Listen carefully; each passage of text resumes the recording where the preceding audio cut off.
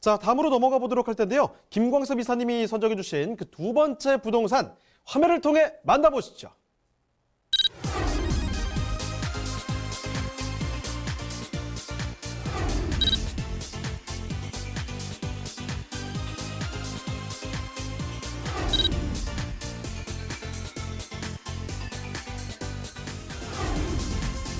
김광섭 이사님이 선정해 주신 두 번째 부동산 네트워크.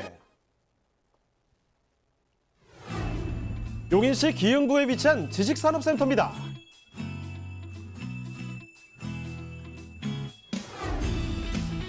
소개드리는 용인시 기흥구 지식산업센터의 위치부터 확인해 보겠습니다. 여기는 경전철 에버라인과 분당선을 이용해 서울로 빠르게 오고 갈 수 있는데요. 용인 경전철 영덕역과 흥덕역이 개통될 시 더블 역세권이라는 큰 호재를 누릴 수 있는 곳입니다. 자, 이사님, 타 지역으로의 이동은 어떤가요?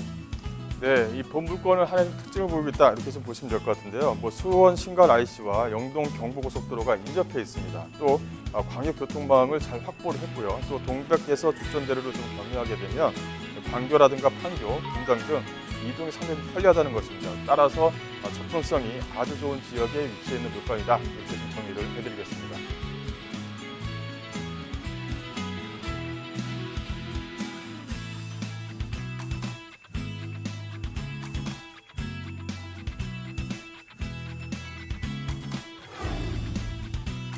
최근 부동산 시장에서 용인시에 대한 관심이 다시금 뜨거워지고 있죠.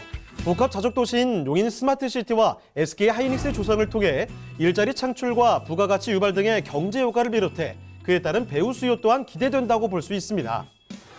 풍부한 개발 호재로 호황세를 누리며 꾸준한 인구 유입이 기대되는 용인시 기흥구 영덕동의 지식산업센터입니다.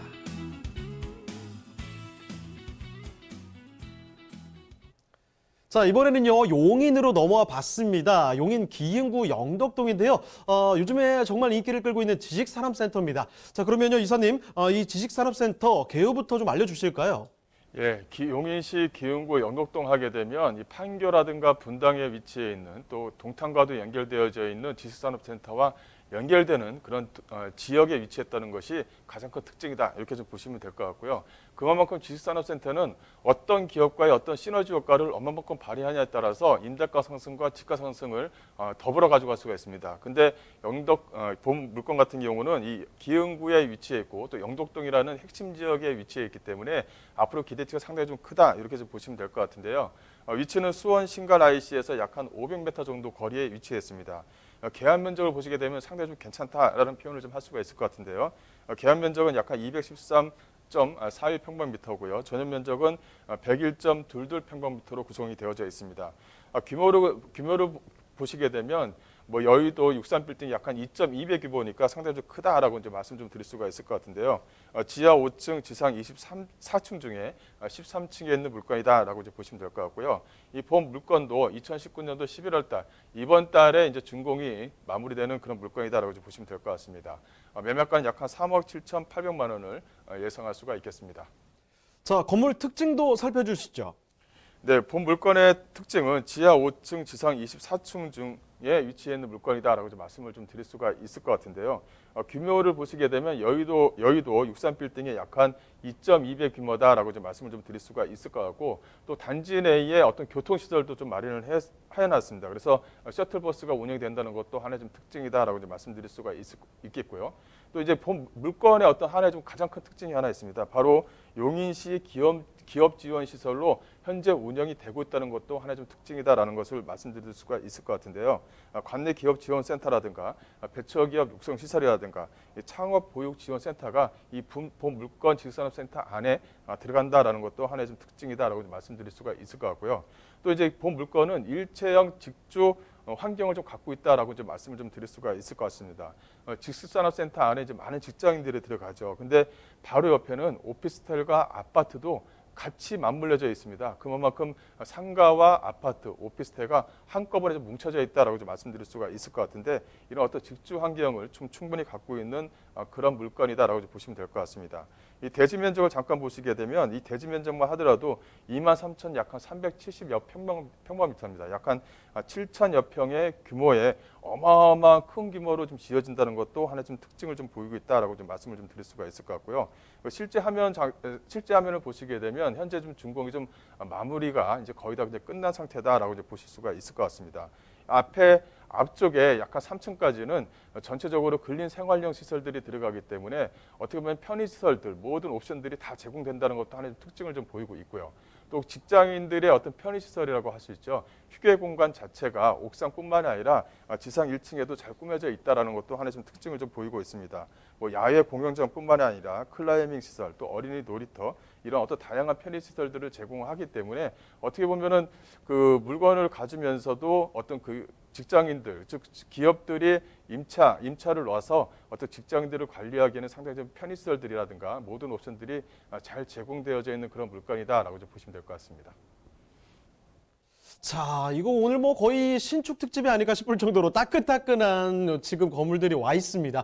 아까 전에 살펴봤던 마곡 쪽은 이번 달에 준공이 완료된 곳인데요. 여기는 이번 달에 준공이 예정돼 있습니다. 코앞에 있다는 사실 말씀드리겠고, 자, 규모도 상당합니다. 사진 보셨겠지만 주변에 얘만 이렇게 혼자 툭 튀어나와 있어요. 굉장히 규모를 자랑하는 지식산업센터 보여드렸는데, 자, 여기 정확한 입지 그리고 주변에 어떤 호재들을 안고 있는지까지도 같이 확인해 보겠습니다. 자, 입지와 호재도 설명을 좀 부탁드릴게요. 네, 입지와 호재 한꺼번에 좀 설명을 좀 드리겠는데요. 본 물건 같은 경우는 상업시설과 주거시설, 또 업무시설, 또 물류와 유통의 한꺼번에 다 마련되어져 있는 물건이다라고 이제 보시면 될 것 같고요. 그래서 이건 첨단 R&D다라고 지금 말씀 좀 드릴 수가 있을 것 같습니다. 그래서 업무와 주거 또 복지가 한꺼번에 좀 어울려져 있는 어떻게 보면 보기 드문 그런 물건이다라고 좀 말씀을 좀 드릴 수가 있을 것 같은데요.